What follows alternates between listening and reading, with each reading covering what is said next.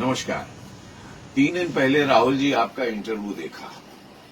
उसी दिन मन हुआ था कि आपसे बात की जाए, लेकिन फुर्सत नहीं मिली, तो आज मैं आपसे कुछ बात करना चाहता हूं। आपने कहा नरेंद्र मोदी का लॉकडाउन फेल हो गया। नरेंद्र मोदी ने कहा था कि 21 दिन के बाद कोरोना खत्म हो जाएगा, भाग जाएगा। राहुल जी, आप 135 साल पुरानी पार्टी के नेता हैं, पूर्व अध्यक्ष हैं। कम से कम कुछ होमवर्क करके आया करिए। कहने से पहले कुछ सोचा करिए। मजाक उड़ता है इन सब बातों से। नरेंद्र मोदी ने कभी ये नहीं कहा था, बल्कि उन्होंने कहा था कि 21 दिन का लॉकडाउन बहुत जरूरी है इस देश के लिए। अगर ये लॉकडाउन 21 दिन का नहीं किया गया तो 21 साल देश पीछे चला जाएगा। जान है तो जहान है, लेकिन उसकी जगह आप गलत बात करके बरगलाना चाहते हो पूरे देश को।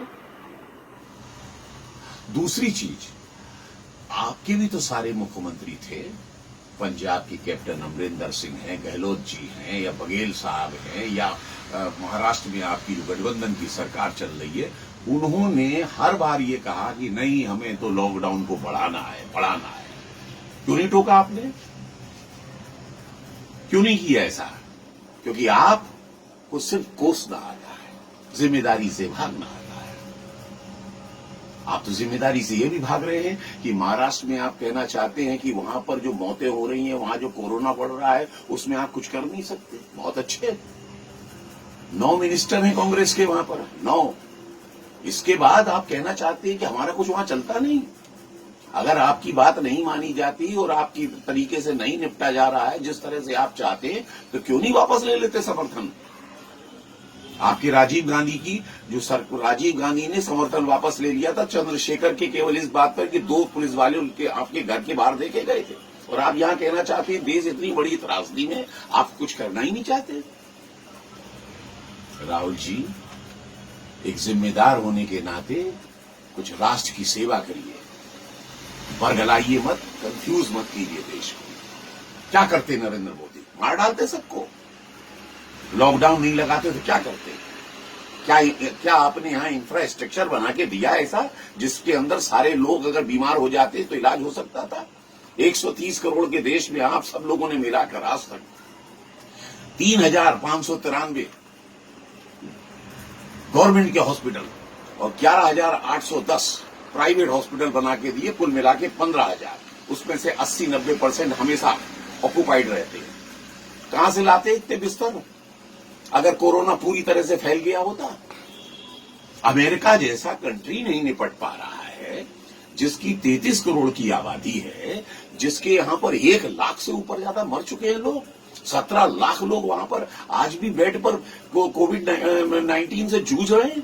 Brazil, Italy, Spain, France, Germany, कोई नहीं निपट पा रहा है। और ये सीमित साधनों वाला देश जिसको आप लोगों ने ऐसा बना के छोड़ा था, वो देश आप उम्मीद कर रहे थे कि ये निपट जाएगा? खत्म करवाना चाहते थे आप। 4,800 लोग केवल इस देश के अंदर अभी तक खत्म हुए और 1,65,000 लोग बीमार हुए। इसको आप लॉकडाउन का कंट्रोल नहीं कहेंगे तो क्या कहेंगे? अगर लॉकडाउन नहीं होता तो क्या ये स्थिति रह पाती? लाशों पर चल रहे होते हम। लेकिन नहीं, आपको राजनीति करनी है, सलूशन नहीं देना है। मजदूर भाग रहे थे आपके महाराष्ट्र से, मजदूर भागे पंजाब से, मजदूर भागे राजस्थान से, मजदूर भागे दिल्ली से। आपने राष्ट्र हित में एक बार भी कहा मजदूर भाइयों जाओ मत, कांग्रेस आपके साथ खड़ी है, आपको सपोर्ट देगी, आपको भोजन देगी, आप रुकिए, राष्ट्र को जरूरत है, फैक्ट्रियों को काम की जरूरत है। कल को आर्थिक स्थिति खराब होगी देश की, कौन जिम्मेदार होगा? आपने एक बार भी कहा होता तो कम से कम समझ में आता कि आप राष्ट्र की चिंता करते। राहुल जी, देश बड़ा होता है, राजनीति तो बाद में भी कर ली जाती है। और मैं आपके पूरे परिवार की बहुत इज्जत करता हूं राहुल जी। इंदिरा गांधी जी का मैं बहुत बड़ा प्रशंसक हूं, आपके पिताजी राजीव गांधी का बहुत बड़ा प्रशंसक, नरसिंह राव जी का बहुत बड़ा प्रशंसक, खानदानी कांग्रेसी। लेकिन आज भी मैं बीजेपी का वर्कर नहीं हूं, ना ही उनका कोई मेंबर हूं। लेकिन इसके बावजूद भी राष्ट्र हित में बात आती है तो नरेंद्र मोदी को मैं वोट देता हूं, छाती ठोक के देता हूं और दूंगा जिस दिन तक वो राष्ट्र हित में काम करेंगे। क्या दिया आपने सन 2014 में जो आप नरेंद्र मोदी से उम्मीद रख रहे हैं कि 7,500 आप हर एक के खाते में डालिए, 10,000 एक मुश्त डालिए, कैसे डाले?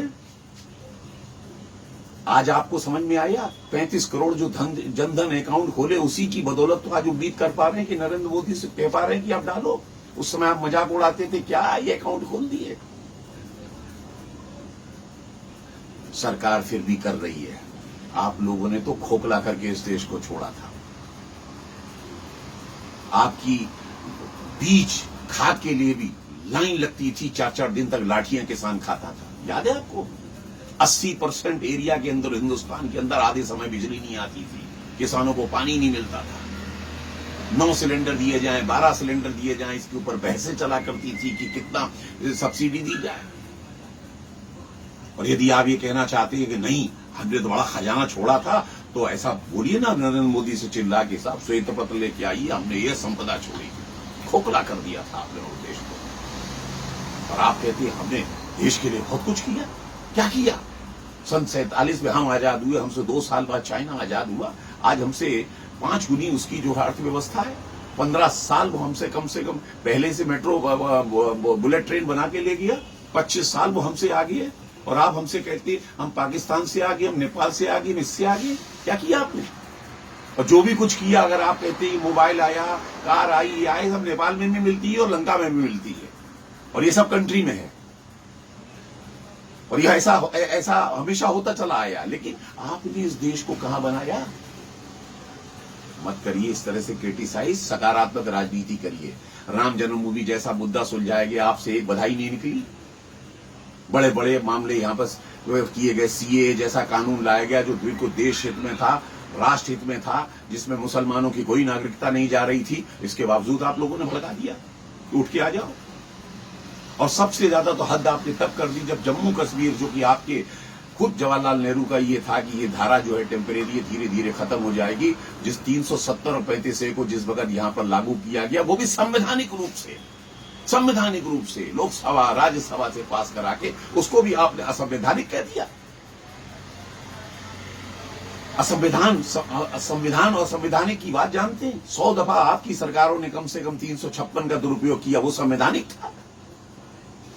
और उसके बाद भी आप बाज नहीं आए अपनी अनमेच्योरिटी से। जब आपको मालूम था कि पाकिस्तान उपद्रव करा सकता है, जब आपको मालूम था वहां कर्फ्यू लगा हुआ है, जब आप जानते थे इंटरनेट बंद है, जब आप जानते थे शांति, फिर भी आप वहां पहुंच गए थे कश्मीर में, केवल इसलिए कि किसी तरीके से डिस्टर्ब किया जाए। इस पूरा जो 370 हटिए, इसको मतलब बदनाम किया जाए। आप क्यों नहीं जाते? अब खुला माहौल है, जाइए ना। लेकिन आप नहीं जाएंगे क्योंकि आपको केवल राजनीति रोटियां सेकनी है। देश जाए गर्त में, देश जाए भाड़ में। नरेंद्र मोदी हारना चाहिए, नरेंद्र मोदी खराब होना चाहिए, नरेंद्र मोदी को जाना चाहिए। लेकिन उखाड़ नहीं पाओगे आप उस आदमी का, नरेंद्र मोदी का ये बाल नहीं उखाड़ पाओगे। इस तरह से सारा देश समझ चुका है। जय हिंद।